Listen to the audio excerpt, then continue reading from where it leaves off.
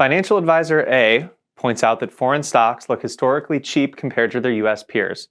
Foregoing them for U.S. stocks would be passing on a rare buy low opportunity. Financial advisor B claims that foreign stocks face hurdles that U.S. firms do not. Poor returns over the past 15 years should be evidence enough that investing overseas means leaving money on the table. So who's right? It's hard to say, and the debate over foreign stocks' future is more nuanced than our fictitious advisors let on. But for investors who find today's valuations more compelling than yesterday's returns, international dividend ETFs may be worth a look. Here are three of the best.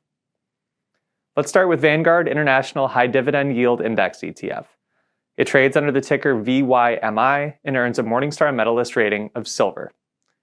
This strategy scans all the large and mid-cap stocks outside the US that pay dividends, sweeps in the higher yielding half, and weights them by market cap.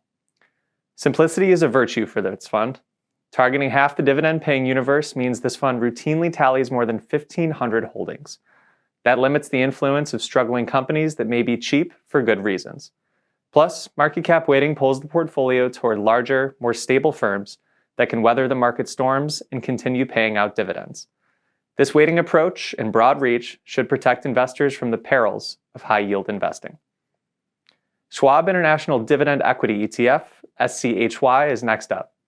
It charges just 14 basis points per year, one reason why it also earns a silver medalist rating. This index strategy targets stocks with high dividend yields, strong profitability and free cash flow, low volatility, and a long history of cash dividend payments. It also uses constraints to prevent concentration, an important step since only 100 companies crack the portfolio. Rigorous stock selection helps the fund balance quality against dividends. It tends to generate stronger profitability metrics than its peers, a trait that surfaces through its lower volatility. The fund yielded 4.5% over the 12 months through January 2025. Pairing profits with dividends should help the fund find its footing after a challenging couple of years. Let's close out today with Vanguard Total International Stock ETF, ticker VXUS. This gold-rated strategy is not built around dividends like VYMI or SCHY, yet it makes today's list because 84% of investable foreign stocks paid out dividends in 2024, compared to just 2/3 of US companies. Price sets this fund apart. It levies an annual and expense ratio of just 5 basis points, one of the very cheapest investors can get their hands on.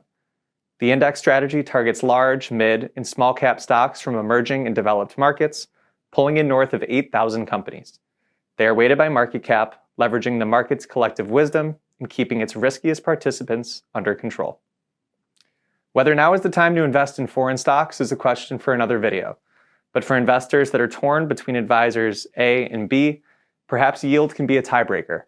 VXUS yielded about 3.3% over the 12 months through January 2025, compared to 1.2% for ETFs that track the S&P 500.